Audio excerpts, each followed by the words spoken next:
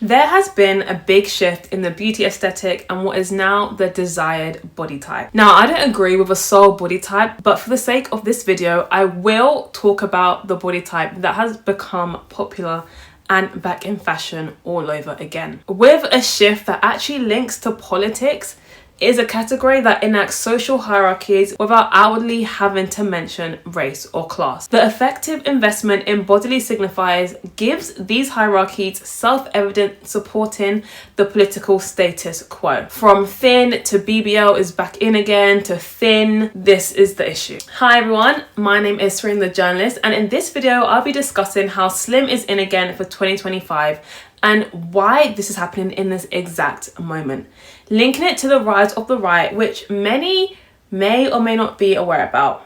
So without further ado, let's get into the video. The exaggerated curves of the BBL era are fading, and instead the body type of a toned, thinner body and sharp jawlines has come into style again, following an old money minimalistic look. For those who don't know, this is a style that emphasizes understated elegance, timeless pieces and high quality material that can be associated with families who have generations of wealth. But what exactly was the BBL and is the BBL to start off with? The Brazilian butt lift, known as the BBL, is a cosmetic procedure that reshapes the buttocks.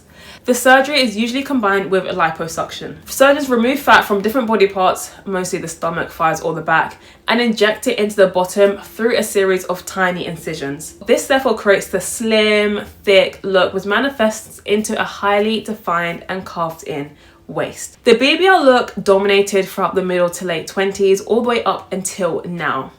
It was everywhere: video vixens, celebrity culture, influencers, the Kardashians.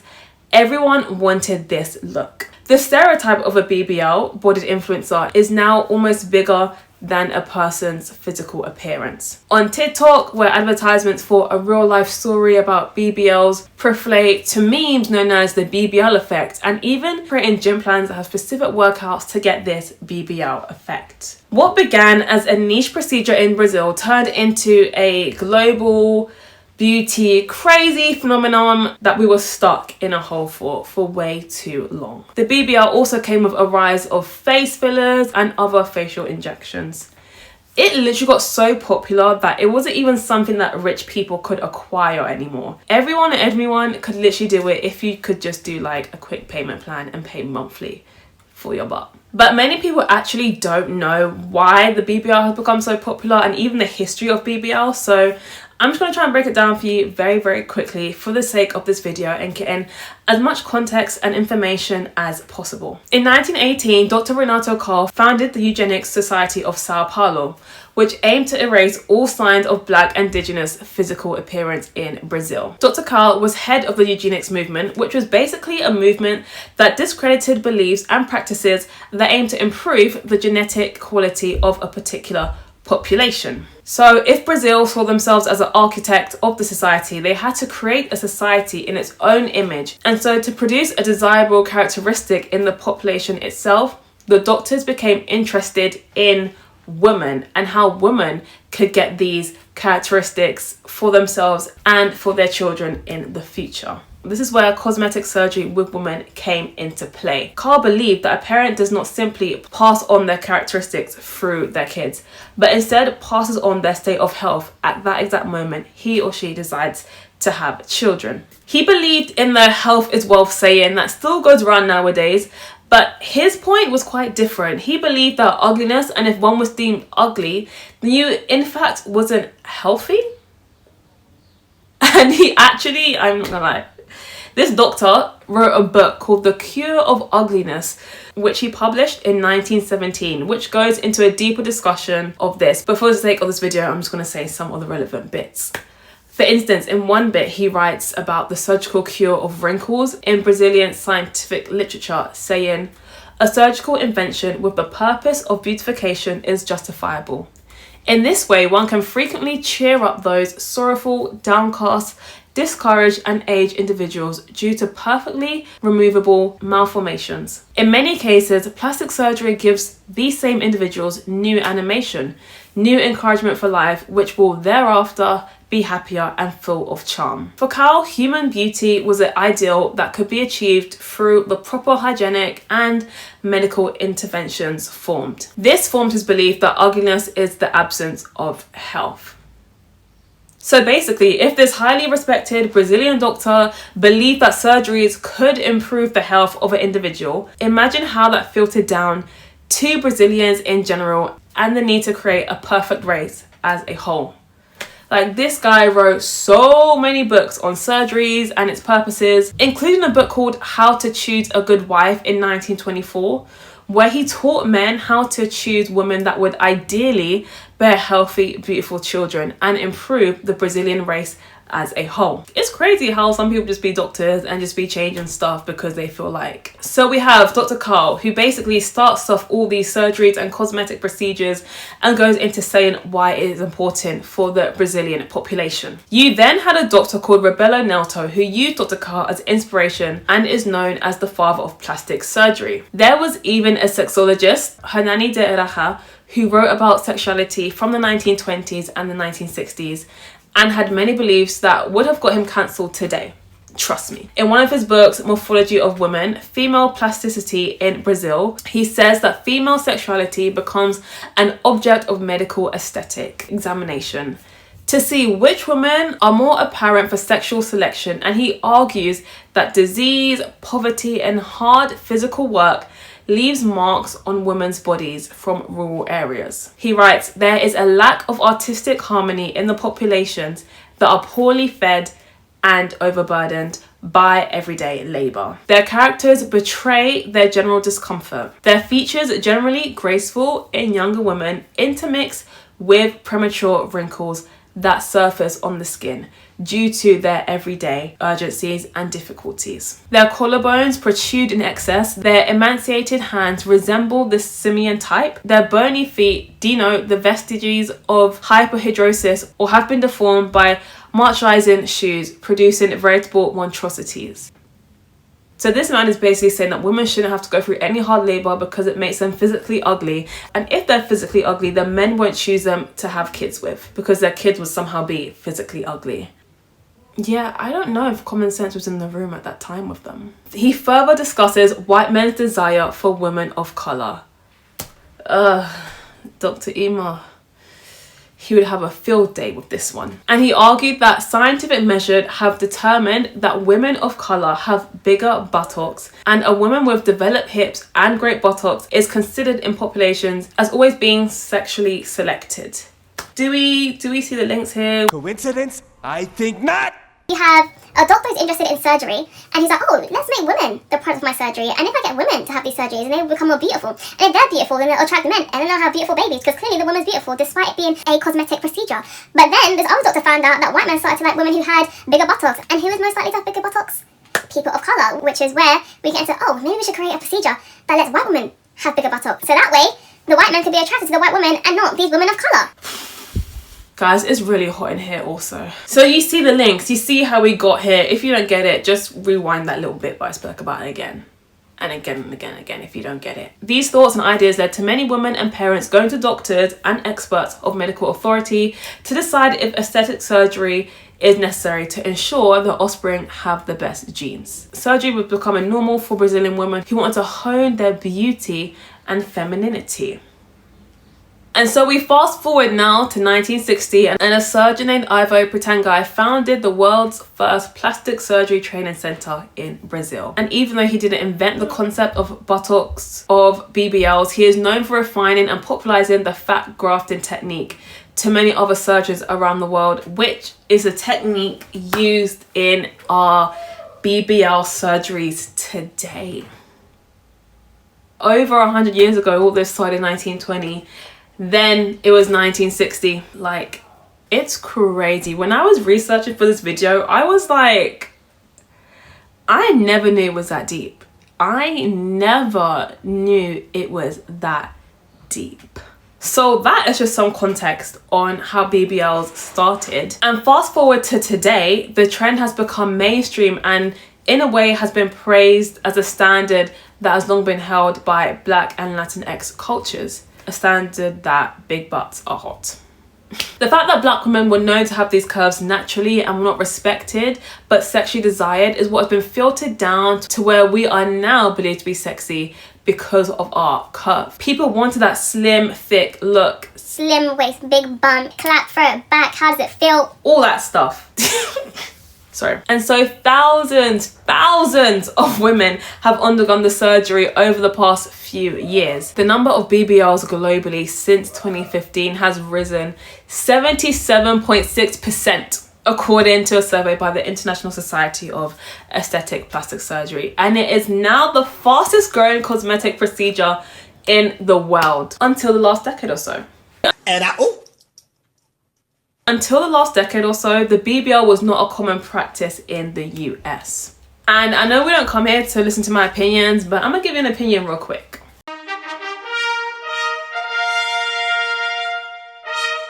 To me, the fact that body types are trending at all is a major issue.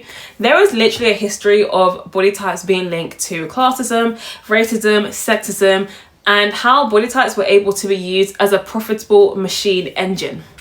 Women's bodies have literally throughout history been capitalized and commodified, with the ideal body types shifting from skinnier to larger bodies and now back to slim.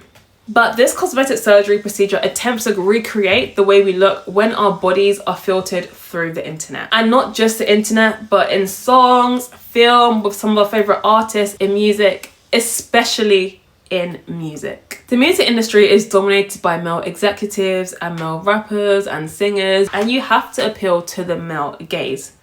Glorification of having a big butt was and is almost seen as if it came hand in hand with being accepted and praised. Rapper Trina said in an interview on the Crucial Please podcast that she didn't want to sing about sex and her body, but she felt as though the men and people in charge weren't really ready for a different tune and wanted her to hear her get nasty and over-sexualize herself and her body. And when you think about some of your favorite female rappers, almost all of them have a BBL, and some of them say out loud and some of them don't, even though it's clearly obvious. Like, we know you got it, sis, it's not a big deal. Almost every rapper has a BBL. And there's a clear over-sexualization with their bodies as some sort of prize. Like, I can't even count how many lyrics are about big butts. Even if I wanted to repeat it, I couldn't, because it's so much. I do feel like many female rappers feel compelled to conform to this sexualized image influenced by the BBL look, which I believe has become a popular aesthetic in hip-hop. This pressure can lead to cosmetic surgery, including BBLs, as artists seek to enhance their physical appearance and appear to a wider audience. I do think it's a choice where, like, women are taking it into their own hands, are saying, if men are going to rap about my butt, I'm going to do it too and do it better. I don't think it comes out of insecurity, but like, I can rap on my butt better and show you guys up. Rapper Latta, on her episode of her 777 radio show, said that she got a little work done to her body. She didn't reveal which part during the conversation with her sister Brooklyn, and really urged women to be patient when it comes to accepting their bodies. She said, find peace within your natural state, because you're going to find a flaw and another flaw and another flaw and another flaw. Surgery and any of that stuff is not a permanent fix. She also went on the Crucial Please podcast 3 years ago and said, if you had money, you would do it too. I'm rich and I'm going to fix anything I don't like. In her song with Saucy Santana, one of her lyrics are, I'ma make him pay for the second round of this BBL. I think it's very interesting that as the conversation continues to say how many people at the time make the decision for you to get the work done. Cardi B, as we know, is far from quiet when it comes to surgery, but she did reveal that her cosmetic choices had nothing to do with her insecurities. On the Jason Lee show, she said, people be assuming that when you do surgery or something, you're insecure about yourself or you hate yourself. And that's just not the truth. I like being perfect. I like a certain body type for myself. And if I want to, I do it. When Nicki Minaj came on the scene with a big butt, she confirmed that she got it from butt injections back in the day from a random person. And she spoke about the pressure she received early on in her career when it came to having a certain image. She said, Lil Wayne was always talking about big booties. I didn't feel complete or good enough. This is what you're supposed to look like in the rap culture, and I don't look like that. She's never shied away to discuss her surgery, and in song with Big Sean Ass, one of her lyric was something, I don't know man, guess them ass shots wore off. So even though Nicki Minaj doesn't have a BBL but she has arse shorts, we can clearly see how the big butt phenomenon with rap culture has just blown up. And it seems as though to be successful and to be accepted, you need this body type, which is a nice body type. You know, I'm not slating anyone who gets a BBL. Your money, you do what you want to do. But this has filtered down to influencers where if we don't look like our idols, then we're apparently worthless. I know that at the time Kim K came on the scene, there was so much emphasis on her butt. Like, it would be fair to say that Kim Kardashian's ascent to popularity directly correlates with the big butt fixation. Like, no one really cared about Ray J, to be honest. No shade to Ray J. No shade to Ray J. But everyone talked about her butt when she first came on the scene. And it's funny, she's never admitted of having a BBL. And I remember one episode of Keeping Up with the Kardashians when Kim went to doctor to get an x-ray done on her butt to prove that it was real. But just so you know, if you got a BBL, it wouldn't show up on an x-ray because the procedure involves a removal of one's own fat. So even though in the episode it came up as my butt is raw, you clearly can't see there's any butt injections. Girl, a BBL wouldn't show that, and you know that. A BBL wouldn't show that, and you know that. Let's not be fooled. Even skinny BBLs are on the rise. This is a light version which has less augmentation to the hips and butt with a flat tummy and cinched waist. A skinny BBL is something like, people say Lori Harvey has one, and I don't know if she has one. I don't know if she has one. Please, Lori, I don't know if you have a BBL, I really don't care. Or maybe Ella Thomas from Love Island. But how did we get from a BBL to a skinny BBL? We are literally in the middle of a rebrand. Influencers are dissolving their fillers, celebrities are opting for subtle tweaks, we've got skinny BBLs to look slimmer, and people are taking up their surgeries that in the past they wanted. Apparently Kim Kardashian removed some of her butt implants. Well, to be honest, most of the Kardashian clan did. Cardi B spoke about removing some of her implants, and Kylie Jenner also halved her lip filler. The new look is now leaner, sleeker, and quieter than what we were used to 5-10 years ago. And I think it's interesting when we have families that are in the media, such as the Kardashians, who I don't want to say control the perfect body type, because I don't think that they do, but I will say that they have a big influence in the people that look up to them and desire them and their body and what they want to look like and how they want it to be. Literally probably less than a month ago, this woman came on TikTok and asked Kylie Jenner about her boob surgery, and Kylie answered. I didn't even know Kylie had a boob job. Like, I thought maybe, but I didn't analyze it that much to care. When we have so many people in a limelight looking a certain type of way, it's obviously going to trickle down to people who just follow them on Instagram, to people who just watch their shows, and people who just see them every single day when they scroll. Subconsciously, it's going to get into their head and say, oh, how much is that surgery? Can I get that through the gym? Would I have to take pills? Ozempic and other GLP-1 weight loss injectables are quickly slimming bodies among the wealthy who can afford that $400 to $1,000 monthly price. I actually do want to say that Ozempic is actually meant to deal with diabetes, but weight loss is a side effect from the pills. Let me just clear that up real quick. Numerous celebrities, including Oprah Winfrey and Elon Musk, have openly talked about taking in drugs like Ozempic and Wegovy for weight loss. Celebrities are literally even cashing in on this trend. You have Kourtney Kardashian Barker, who have launched a wellness brand that is selling what has been described as an Ozempic style supplement. Even the current mayor of Rio, Eduardo Pace, last year promised to make a generic version of the medication widely available if he wins the re-election. He told a Brazilian newspaper called Extra that he lost 66 pounds on Ozempic and wanted to introduce it to the public health system. Rio will be a city where there will be no more fat people.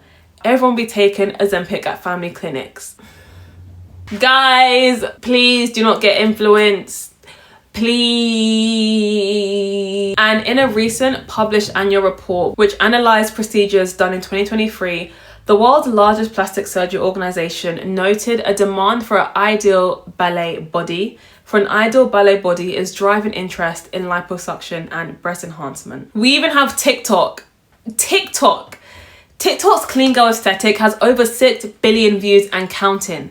And skincare brands, aesthetic clinics are pushing for this sleek bun, dewy skin, light contour, Pilates tone, derriere look. The idea is to seem so effortless despite the effort and cash being behind it. We've gone from a baddie aesthetic to a sort of lady, feminine, petite sort of look. And Love Island star Whitney spoke about wanting to be feminine, wanting to be more feminine, and she got dragged for it. But now she ain't in a relationship and she wants to be a baddie again. There is now a desire to be seen as more feminine, and apparently that means slim, slim and slim everywhere you go. The fact that I've been hearing slim is in again is basically saying that it wasn't in 10 years ago. I honestly don't think there was ever a time where slim was never in. Being slim never went out of style. It's just about access now. In 2022, more than 5 million prescriptions for Ozempic and other weight management brands were written, compared to just a bit more than 230,000 in 2019. People who have access to this are those who have money and can afford these expensive medications. I literally remember when Kim Kardashian was on her Kardashian show, and in 3 weeks she apparently lost 16 pounds to fit into Marilyn Monroe's iconic dress. The stars of Wicked had fans a little confused with the weight loss. Prior to this, Cynthia Averillo had a muscular build, and it was apparent that she lost a lot of weight around this look. But apparently size inclusivity is decreasing across the industry, leading to a worrying rise in extremely thin models on the runway at the Big 4 fashion weeks.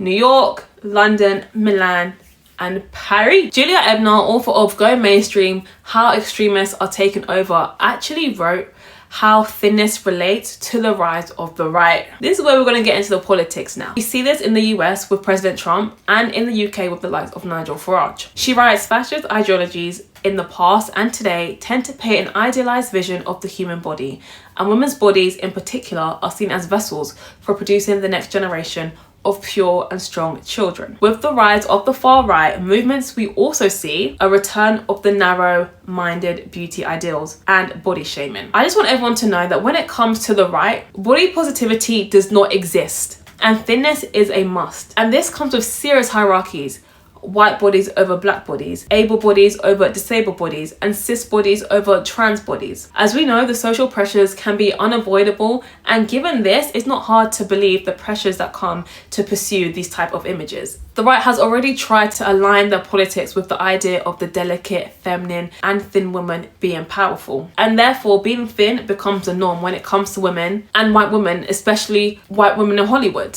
But being thin hasn't become the norm when it comes to black women in Hollywood, for example, and the media. And now I understand that thin has no colour, and slim has no colour, but is glorified in white women. As I mentioned at the start of this video, way back, black women were desired for their curves. Do we remember Beychella and the documentary where Beyonce was trying to meet her goals and she was like, I'm not meeting XYZ? She literally put in the work and starved herself.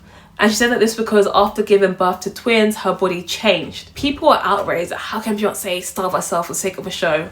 But respectfully, white women have been doing this for years, decades, centuries. Historically, thin has been in, but around the 2010 years and up, until maybe last year or two, there were many campaigns of body positivity. No one cared about what Victoria's Secret models were doing to keep their shape. No one cared about their beauty standards, and we kind of just forgot about that. Them Victoria's Secret days, nah. Them thin models on the runway. The fashion show started then to rebrand in 2019, around the time where the Savage Fenty fashion show came in 2021. And they had a feature which included women from different backgrounds. But last year, the Victoria's Secret show happened again after a hiatus, and the show was a success. So now we've got the right and the rise of slim is in, and now Victoria's Secret is back on top with Tyra Banks. Coincidence? I think not! In my research for this, I came upon the Slim Kim video that blew up on TikTok. You may know the video or not, but this is it. Thing to be is skinny. And I fear you cannot say that out loud, but it is my favorite thing to be, and it is my favorite fear to not be. And this is just for me personally. This is all personal to me. But I just wanted to say it out loud because there was a lot of back and forth on whether Slim Kim should have said this, but I think it's interesting that a black woman saying she wants to be slim caused outrage among people. In the white community, white women being skinny was a class status, which black women were kind of rejected from or not even considered for having that body shape. Do we remember Tyra Banks on her show? She literally told everyone to kiss her fat ass. My fat ass! Thin on the arrival will impact a lot of black entertainers and will use this as a way to assimilate one another. For example, take Zendaya, a mixed race woman who is thin and tall, could practically be a model and is mainstream within the white audience. I think her thinness has helped her career. We now have old practices such as the Pilates. And okay, I'm gonna say I'm a Pilates babe, but I've been a Pilates babe. I've been doing Pilates for 3-4 years now, so just so you know. Literally from the time I've been doing Pilates, they've been four more Pilates studios. I had to drive half an hour for my studio a few years ago, but now I can just drive 10 minutes. It's crazy. And do you remember when Ice Spice tried to jump on this slim trend, but in fact got rejected for it? And even though Ice Spice doesn't have a BBL, we kind of know she clearly had to jump on the weight and gym train for people to like her again. It's the idea of being thin made with black people in mind. We also have new stars on the horizon that have slimmer and petite figures, such as Sabrina Carpenter and Tyler. Even though Tyler's saying she wants a bigger butt, she is glorified for her petite size. Look at Kylie Jenner, who for ages centered herself around blackness, and now with the help of her boyfriend, who knows, I don't know, she's in her thin, wholesome, minimalistic era. Like, she used to post this, and now she posts this. Her look definitely coincides with this thin is in era. And a shift towards idolizing ballet bodies with this new category of weight loss drugs is not good. Doctors are already seeing people who shouldn't be using these medications and who often get hold of them online and are having serious symptoms because of the inappropriate use. To me, it feels like the body positivity era is kind of over and we are back in a world where women are dying to be thin again. And now when the influencers get hold of this trend, it then trickles down to the outfits and the companies we buy from who want to push the latest trend to make sure they don't lose out on money.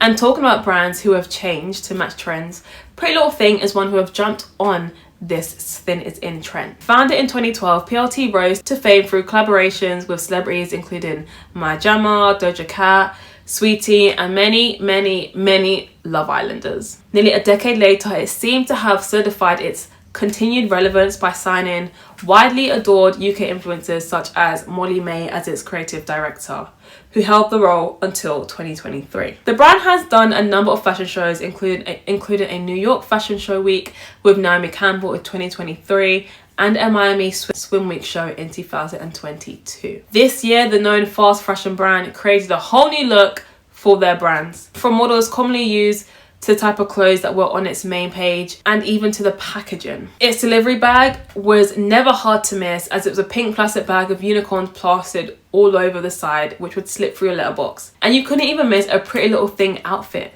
with bodycon dresses covered in, cut out in some of the most weirdest places, and models with obvious BBL. The whole website was devoted to the concept of jeans and a nice top and outfits for going out. But in early March of this year, there was a shift. The pink unicorn wings, the big and bold outfits disappeared. Instead, it was stripped of all the loudness and found a beige backdrop for its site. The bright pink visuals are gone and instead are replaced by rich shades of cream and brown and a lot of beige. They're calling the new look elevated fashion essentials. Their clothes now feature waistcoats, co-ords, long sleeve maxi dresses instead of the short and bodycon dresses that were pushed to the forefront literally last year. The company's Instagram was wiped of the miniskirts and tiny tops and the baby pink hues and have been replaced by a deep burgundy tone and an aesthetic that people relate to the clean girl and old money aesthetic. The materials are all predominantly polyester, which most shoppers are critical of, and that is a whole other issue with fast fashion in general, to be honest, which I will talk about if people are interested. Comment below if you're interested on fast fashion. The rebrand is quite obvious if you ask me. A brand that was fixated on going out has transformed to a brand that focuses and resembles that of a quiet luxury. The models at the forefront no longer are models with BBLs, that clear hourglass figure, but slimmer models with bodies not of the Cardi B's, but of the Lori Harveys of this world. There was a line on the Instagram that read, "If we're a style source, it means committing to being on the cutting edge of the trend. It means committing to curating, editorializing, playing in culture." What does that mean? Basically, they want to keep in with the culture's time and keep trending with whatever style or body type is in season. It means quickly changing your brand to match the style of your consumers, even if they were already satisfied with the style they were already producing. Iman Kamani, PLT's founder, told Drapers, "I think what's happened with the brand for a couple of years is we've stopped listening. And that's where the brand lost its identity. In coming back, what I've tried to do is clean everything up and redefine ourselves." So it's not a coincidence that it is trying to keep up with the clean girl, old money aesthetic. But the issue with this is that considering PLT's icon was a unicorn because they cater to every individual, not two people, or wardrobe should never be the same. The goal isn't the same here anymore. Ellie Fielding writes in The New Feminist, "Everyone clearly doesn't include bigger bodies or women of colour. The sheer amount of beige alone makes it obvious. But if that's not enough, there are already plenty of videos of plus size women and women of colour trying on the clothes and immediately realising they were not made with them in mind." I do think Fielding has a point, because when we think of old money, we think of an aesthetic that is based on class and, in basic terms, white generational wealth. This look was often a struggle to anyone who didn't fit this look, people of colour and people of a working class background. Just look at this TikTok video. Awful person. Maybe, but I'm rich and I'm pretty, so it doesn't really matter. It wasn't an inclusive look, and in many cases it was the people with generational wealth who could capitalise off the working class and people of colour. Even the pricing is off. They now sit at around £50 to £60 and come in a smaller range of colours. Like, please ask me, who's buying a dress for more than £40 from PLT? Who? Because it ain't me. Not when you have Opoly, Zara, Meski and House of CB who are doing better. But even with that in mind, ask yourself, who is this new rebrand for? Because the clothes are neither affordable nor accessible. If you go on TikTok and you look at videos of their look, black and brown women, because this wealth was not a wealth that was historically meant to be attained for black or brown people. And it's not just TikTok. Pinterest also have pictures of the same thing. I literally typed in old money aesthetics and this was the first picture that came out. I kid you not.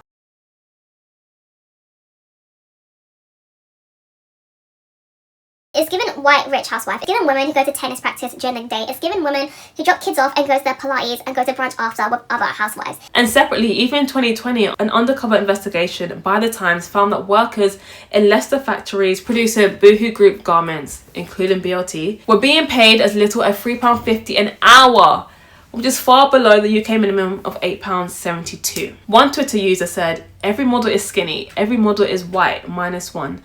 And plus sizes are basically gone. This rebrand feels elitist and racist. This is terrible." There have been many TikToks denouncing the brand and explaining what is wrong with the rebrand. You can literally look for this on yourself on TikTok or on any social media app and you will see exactly what I'm seeing. And so because of this, we move on to the final segment of this video, which is the old money segment, which I've slightly touched on but haven't gone into great detail. An article by Ruth Bacher called "Why I'm Not Interested in TikTok's Old Money Aesthetic" actually explains it pretty well. So if you're interested, I highly recommend reading it. The old money trend is basically a fashion trend that has a cool emphasis on timeless, elegant, sophisticated looks instead of flashy clothes. You may see outfits like this online and this would all fit.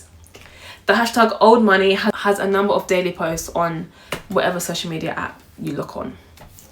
As Basker writes, hashtag old money, quiet luxury and stealth wealth are all trendy terms affiliated with people who were born into wealth.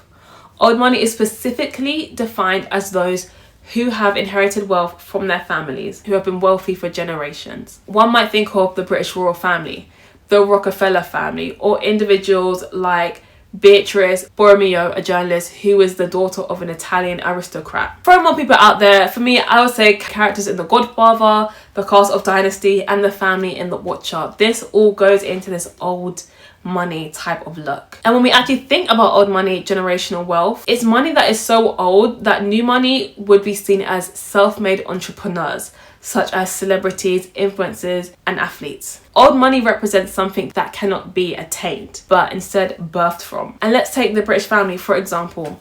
as a representation of generational wealth that was built on colonialism and still owes most of its worth to the colonies of countries in Africa and the Caribbean. If you want a video of colonialism, let me know. I have something in the works, but I'm just not sure if people will be interested, but let me know.